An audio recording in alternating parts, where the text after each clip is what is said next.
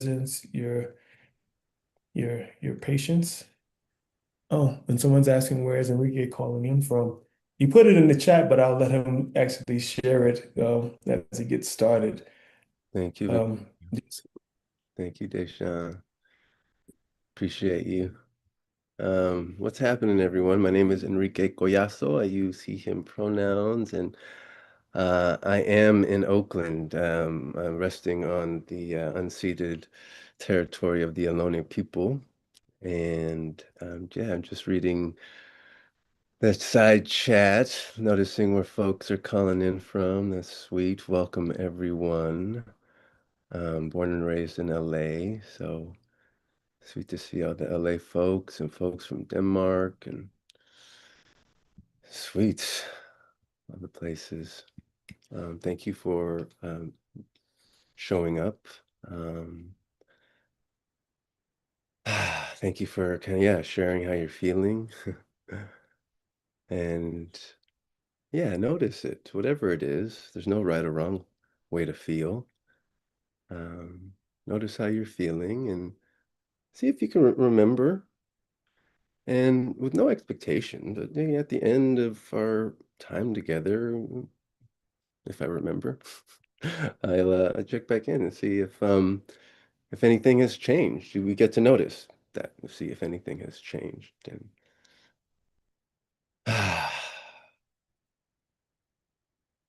yeah, all of you are welcome here in this circle. I am in a particular role, but I'm always imagining when I'm in community and being in a circle of human beings, other practitioners, other folks who, in this particular circle, um, I imagine whatever words might come out for your intention for being here, that we're all here on some level or another to get free. To liberation, collective liberation, um, to cultivate wisdom and compassion.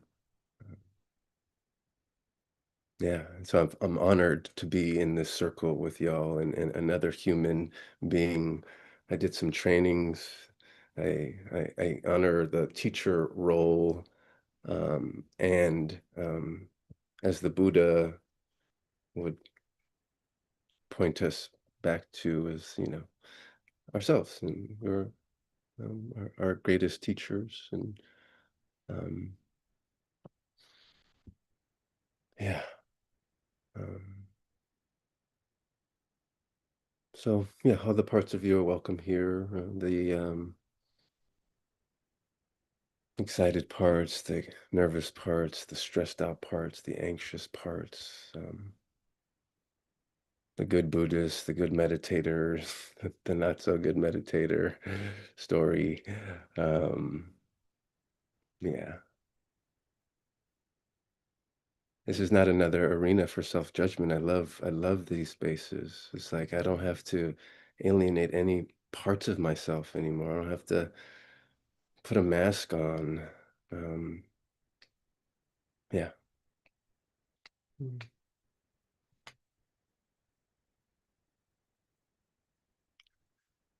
Um,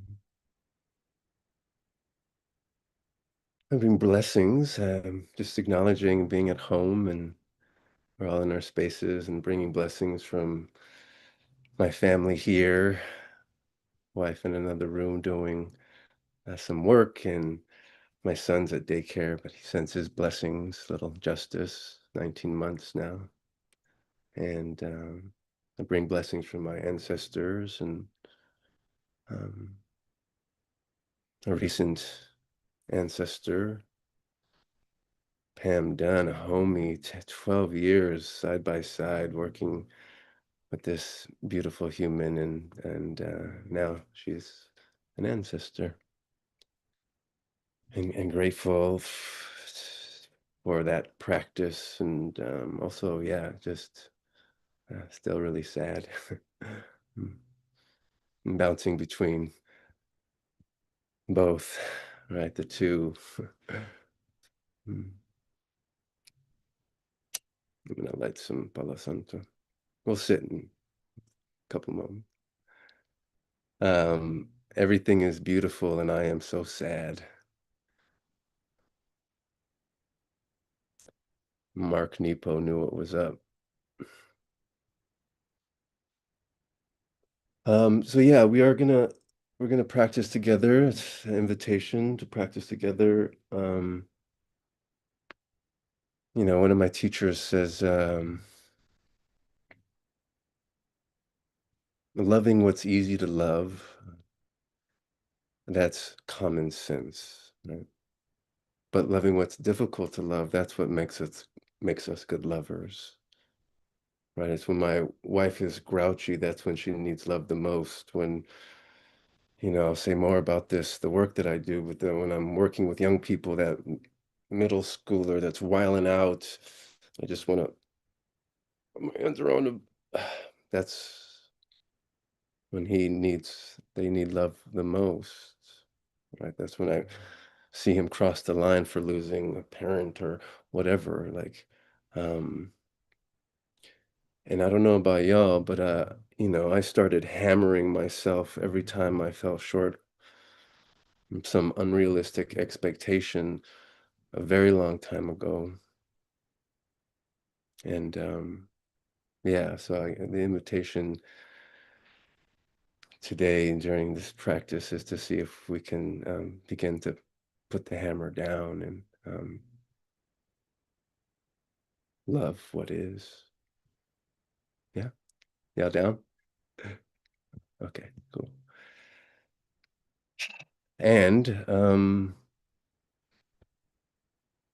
take care of yourself. Meaning, whatever is on your menu, um, you're welcome to do that. If at any point, yeah, the instructions aren't working for you, and maybe it feels like a little overwhelming, you can stop at any time. Direct your attention to something that doesn't suck. And sometimes it's helpful to stay ready so we don't have to get ready. And what I mean by that in beginning, sometimes it's nice, whatever space you're in, even if this is a familiar space, I encourage you to kind of just do a quick or not so quick, just orientation of yourself in time and space.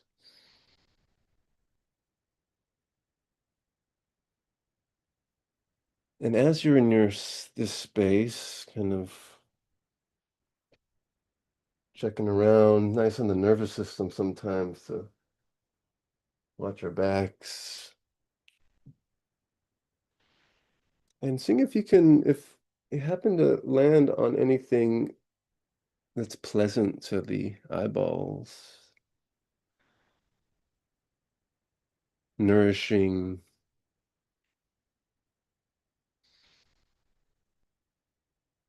and looking at this beautiful tapestry I have here on the wall, and seeing if whatever it is, you have some pretty color, subtle, seeing if you can just allow it to nourish you just for a moment.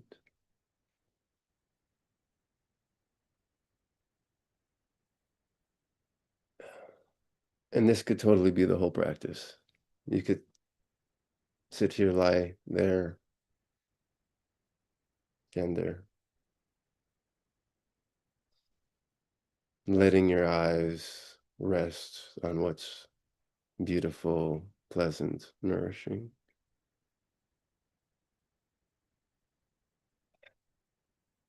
And still going to give some instructions. And so you're welcome to join, you're welcome to mute me.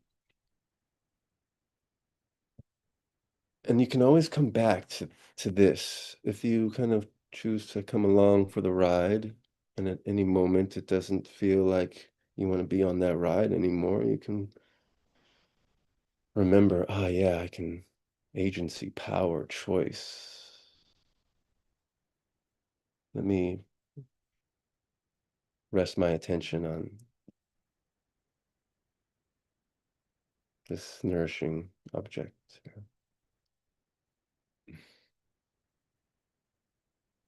Hmm. And maybe you want to join me in taking some deep breaths,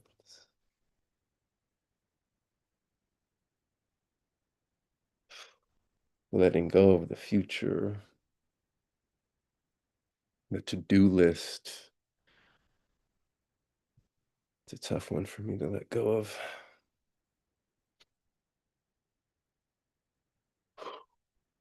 Letting go of the past,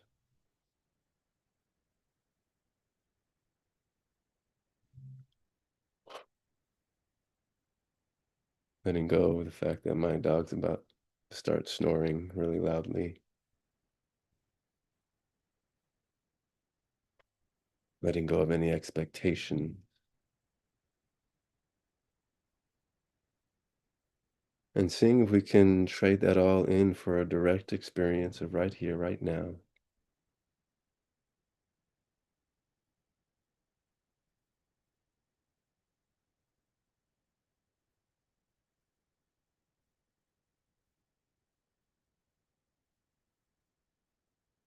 A bit about posture, whatever posture you're in, is perfect. The invitation is to, again, whatever's on your menu is to begin with the foundation of creating some spaciousness internally and coming into contact or noticing the experience of gravity in the body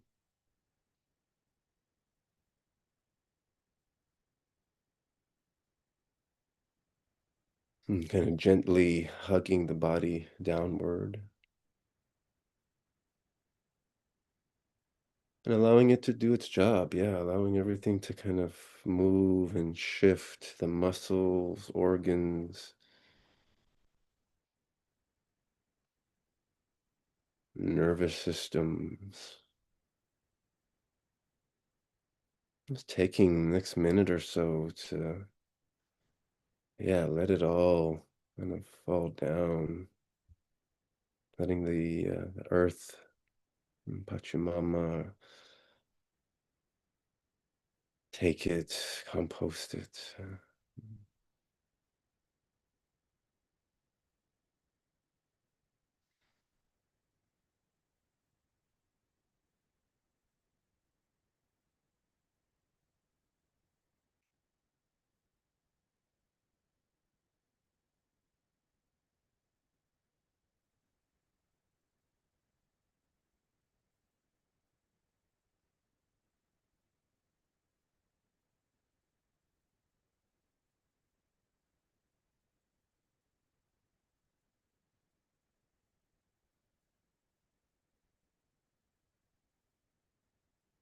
And it might seem counterintuitive, but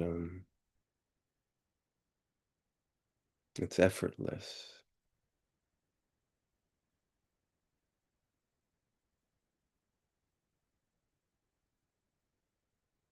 And I notice a kind of soothing in the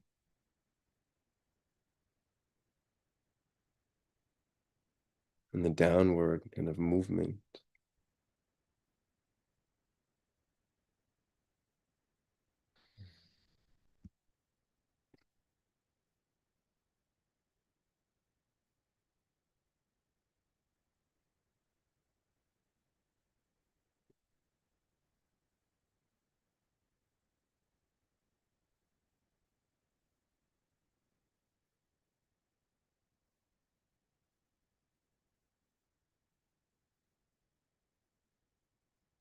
Feeling the contact points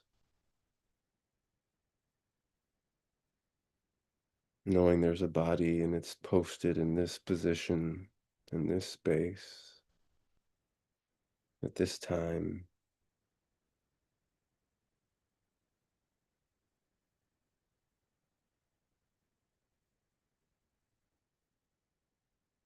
And finding this thing that we call our attention. And I like to kind of do a quick scan of the body, noticing any places of holding or tension and softening where I can, and the places where that are saying I'm not ready yet, honoring those places and the intelligence of the body. So maybe starting at the crown of the head, the forehead, brows,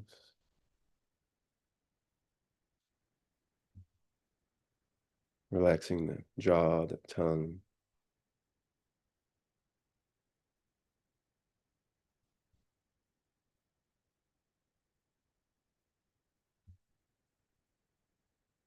allowing the shoulders to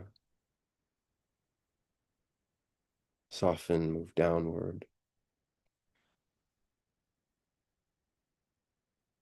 So often I catch myself, I don't even know I'm so braced and tight, softening the chest and back, the belly, soft belly.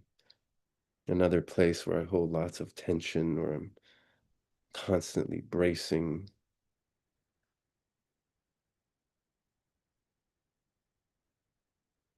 Feels like a way that the natural way the body, when it's afraid or to protect itself. We also live in a culture where we don't get a lot of permission to have a soft belly. Seeing if we can allow our bellies to be full, soft, round.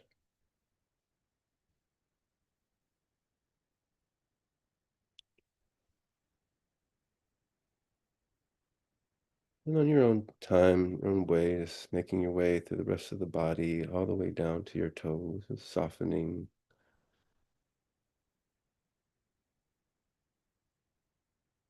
letting go.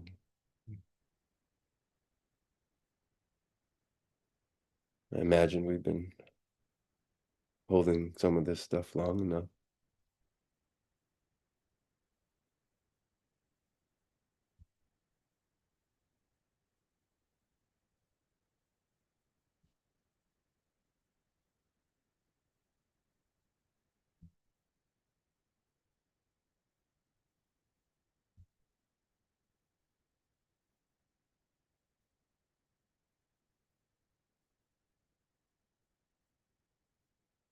And if you're feeling ready, finding our attention and resting your attention on a home base, an anchor to the present moment. It could be the breath and the sensations of the rising and falling of the breath. A pleasant or unpleasant, or excuse me, a pleasant or neutral place in the body, the palms, the bottoms of your feet.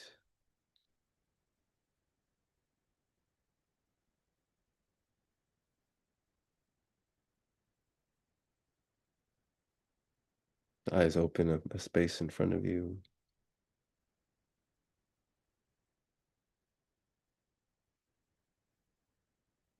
And if you're at a place in your practice where you haven't established a relationship with a present time experience that feels reliable as a place to return to support your attention, experiment.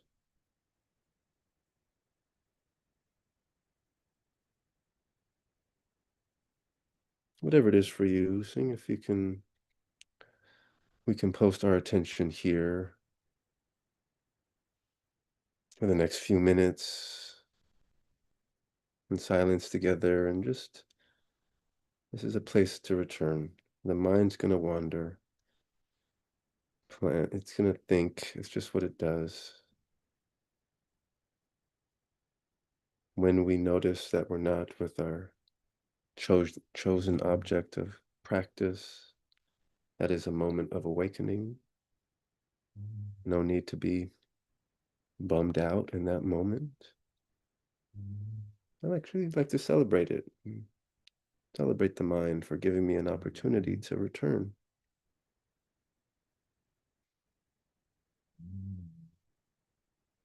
And the idea is, yeah, metta vipassana, kind awareness, gentle awareness. Nothing to fix, everything to love.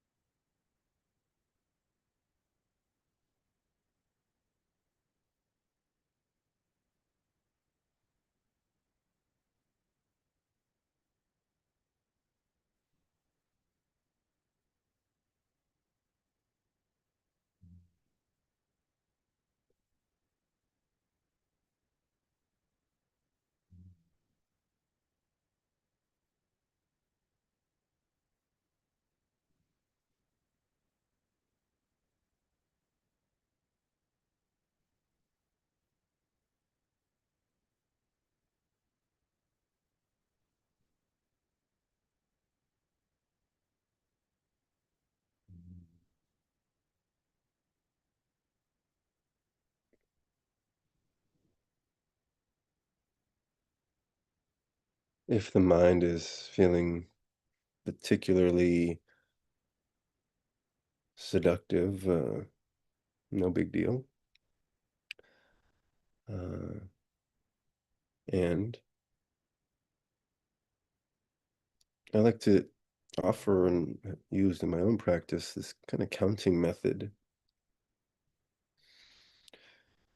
Exhale, I count one. Inhale, I follow the sensations, right? Follow the sensations of the inhale.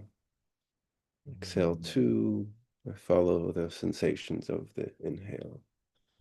I go to five, I start over again. Really just kind of gives the mind something to do. Yeah, what we're asking the mind to do is, yeah, very strange for the mind. And it's kind of filling up the auditory space in the mind as well. So and it gives us a little bit of a feedback loop. My intention is to stop at five, and I notice I'm at 20, and oh, no big deal. Start over again.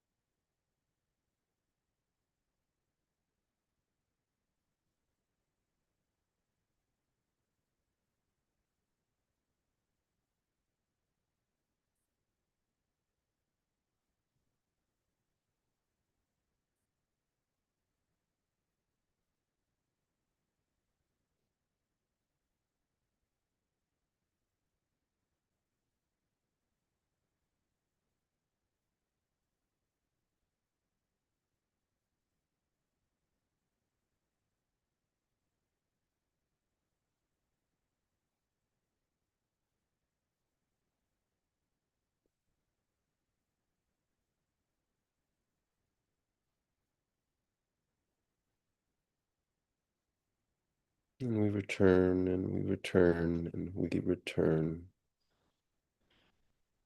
over and over and over again.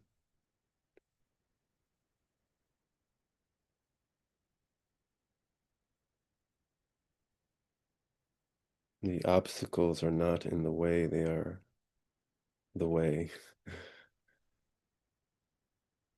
This gives us an opportunity to break our addiction to the thinking mind,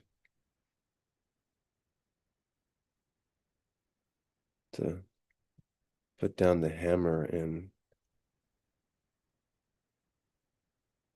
meet myself with reverence and love.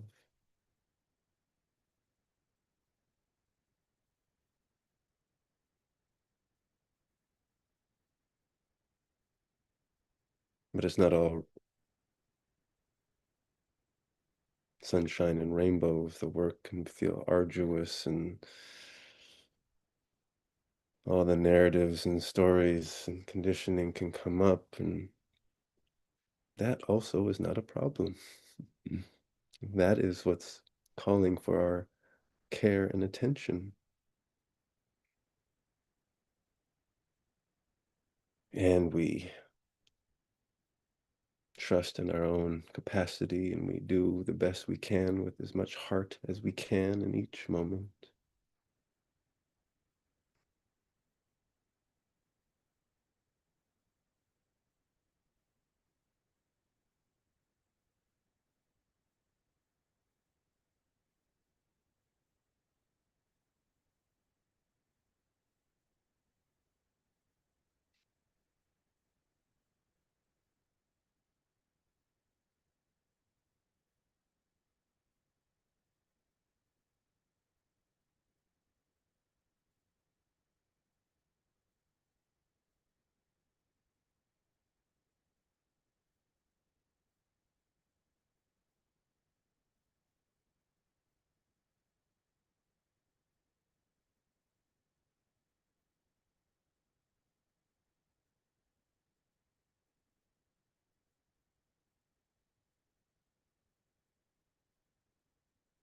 Maybe taking this last minute or so to end with something, yeah, sweet. Um, Starting by appreciating ourselves for answering the call to take our warrior stances in the middle of it all, to cultivate wisdom and compassion worthy of our appreciation, and sending that out to the Sangha, the rest of the folks in the circle.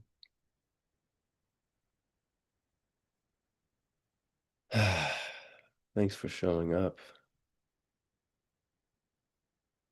Together alone.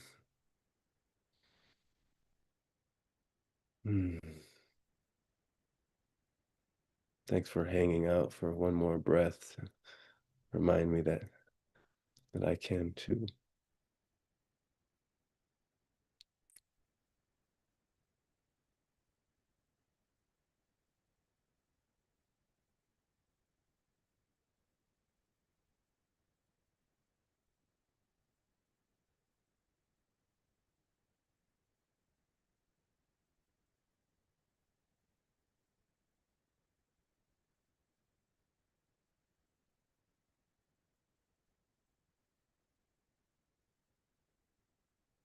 In the next 30 seconds or so, we'll begin to transition. And just a reminder, there will be no bell, but the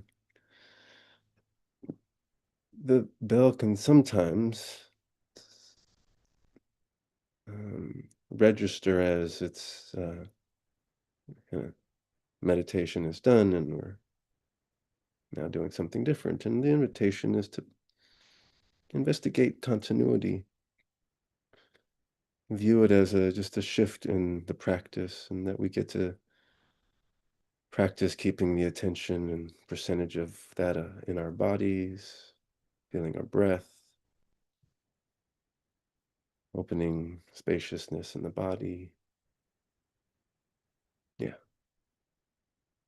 And as we transition, whatever you need for yourself, maybe that's some more deep breaths, maybe that's a hand on the heart, maybe that's some movement in your body,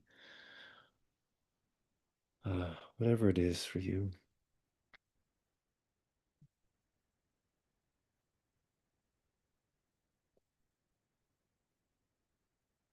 All right.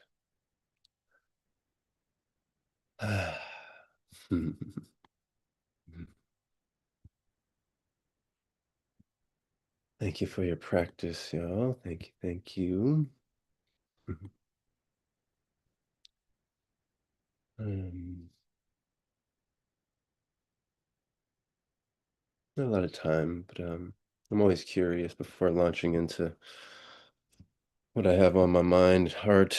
If there's any questions or notices, and um, but I don't have a lot to say, so maybe there'll be some time at the end if there's any questions, and you can always find me. Speaking of, I'll say some words, and if what I say doesn't resonate, please just, yeah, let it go. No big deal. And if I say anything that goes against your deepest understanding of what is true for you, don't just let it go. Find a way to be in connection with me. I want to understand. I want to be in right relationship. If there's an ouch or a miss between my intention and impact, I wanna know that, and hear the impact so that I can, yeah. So it was a beautiful, interesting relationship, this thing of like listening and speaking, and I'm gonna try to do my part in staying on track. And I'll encourage y'all to do your part as well. Um, all right. How y'all doing? How's your heart? Oh, you're welcome. Hmm. Hmm. Man, I don't know about, I mean, yeah, it is it's interesting times. I don't have to go down the laundry list of the different types of oppressive systems that under the yoke of, and just to say that I'm fine too.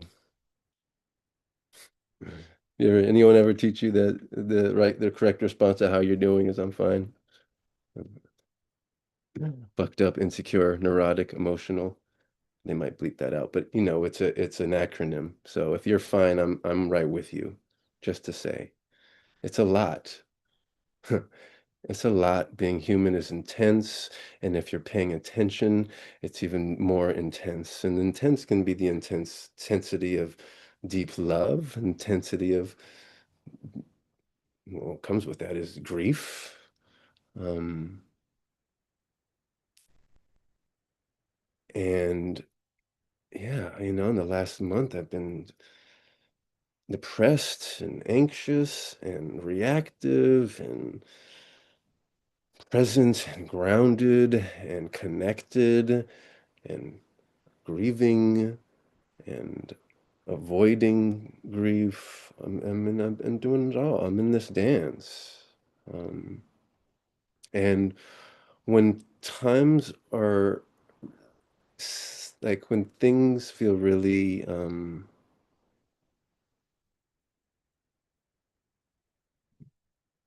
chaotic and here and out there, I'm so grateful for the foundation, deep foundation that I built my practice on of years and years of retreats, over 120 days of silent retreat, like, intense Dharma study and application.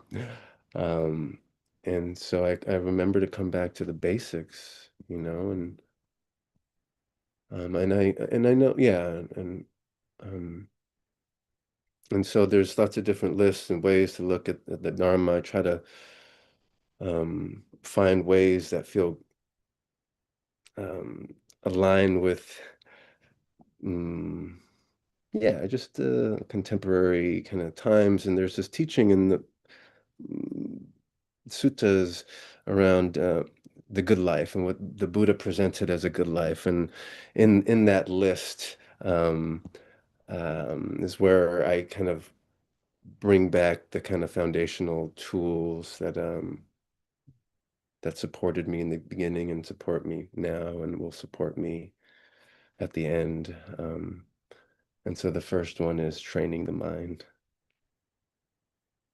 Gotta train my mind and I've got to do it.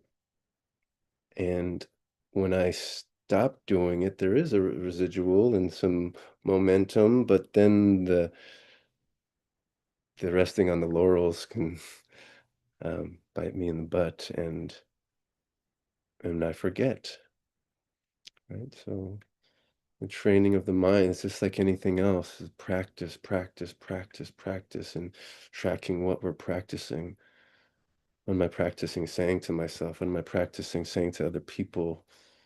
What am I, what am I, where am I allowing my attention to rest? Like, what is getting my energy and my attention, right? And this is all like spacious, compassionate, open, and inquiry. And when we notice, and if we notice that it's not on something that I'm wanting to actually rest my attention on, and not actually giving me the thing that I actually need, um,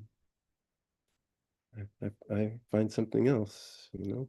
Um, and of course, there's all kinds of teachings and about where one would place your attention. There's the four foundations of mindfulness from this Buddha Dharma, but we're not all Buddhists here. We don't all, no, I don't know that. We might be coming from different sects and practices, and um, so finding, yeah, the thing that helps you support presence, right? That helps you that support training your mind to allow your mind to rest in the present moment. And ultimately, and I'll get to that maybe, but put a pin in it. I think all that practice around coming back to the breath, your anchor, is eventually so that we can rest our attention on our goodness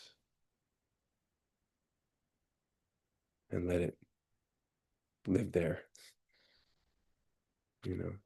So mindfulness practice, even if it's, yeah, yeah, I have to be really intentional, and I have to be, I need, sometimes I still need a lot of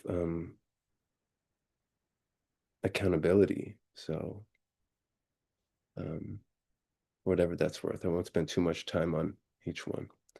But one is training the mind, and then the next second one is understanding the mind. Oh, the seeming tyranny of my mind that like I'm I'll just say this. There's like, evolutionary psychology, like we are wired to struggle. We are the survivors of the anxious beings, right? That's how we survived. Um, so this our relationship to this mind and the way this mind works is like an evolutionary like hangover. It's not There's nothing wrong with us. We're just wired in a particular way, right? A quick thing, a study around like fruit flies, and they had a female fruit fly and a male fruit fly, and they put the male fruit fly in with the female fruit fly who had already mated, and so the female rejected the male, and they gave the male the opportunity to have a regular banana and a banana soaked with alcohol, and that, gosh darn it, that fruit fly got loaded every time, pretty much. And so, maybe a weird way to induce compassion, but um, like it's not our fault. This goes back a long time, you know? They literally call it a nervous system. It's like it's wild. Right? Anyways, and the mind separates. And so I know that I learned all the same biases and judgments and stereotypes that everyone in here learned. Maybe that's on the West. Um, and so this, we talk about for the sake of all beings, you know,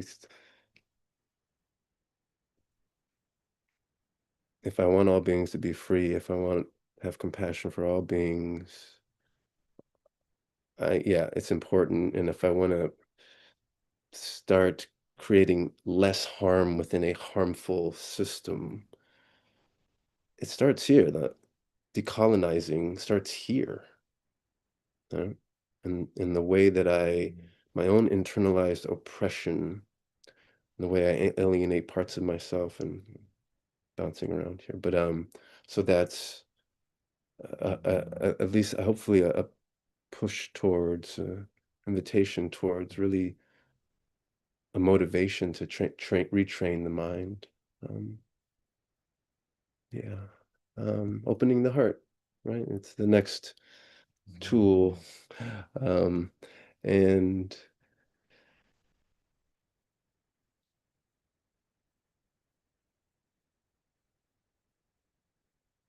the one of the things that I continually get to be reminded about, and it's heartbreaking, but the reminder of how early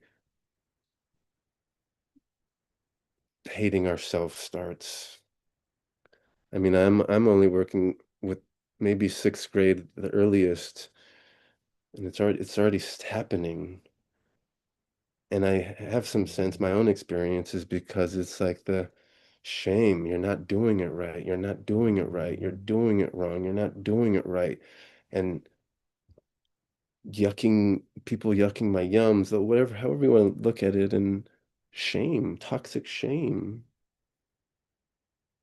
And I started protecting my heart from a very dangerous world. And what I realize is that my heart is not something that I need to protect from the world. It is my greatest gift. And I think that about y'all, that your hearts are the world's greatest gift. And I need to find some safe, because of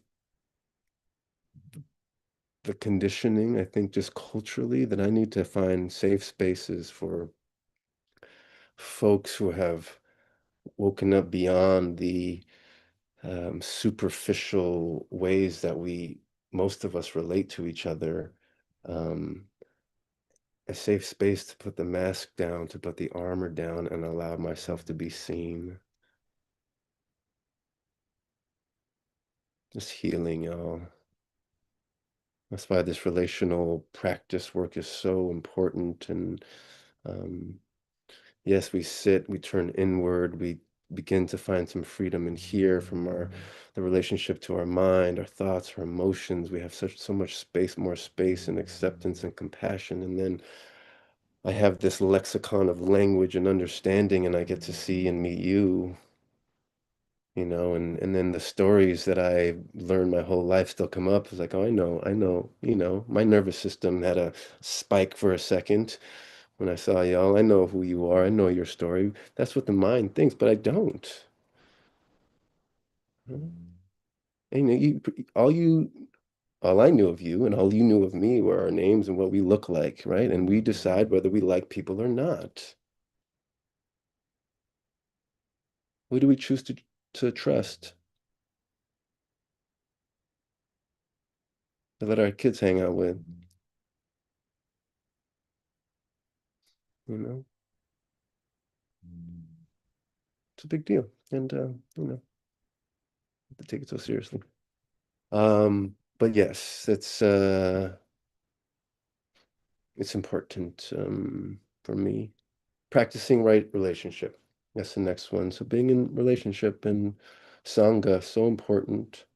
Um, and I'll end with this. I know we're coming to a close. Maybe there'll be a part two somewhere. Um, yeah, Sangha. Sangha, Sangha, Sangha, community, community, community. And community is not a place where it's all sunshine and rainbows all the time. Community is a place where I can be loved and people can love me for my wholeness. And I fuck up. And I am so grateful to have a place where I can, feel safe to kind of, yeah, yeah, be my whole self.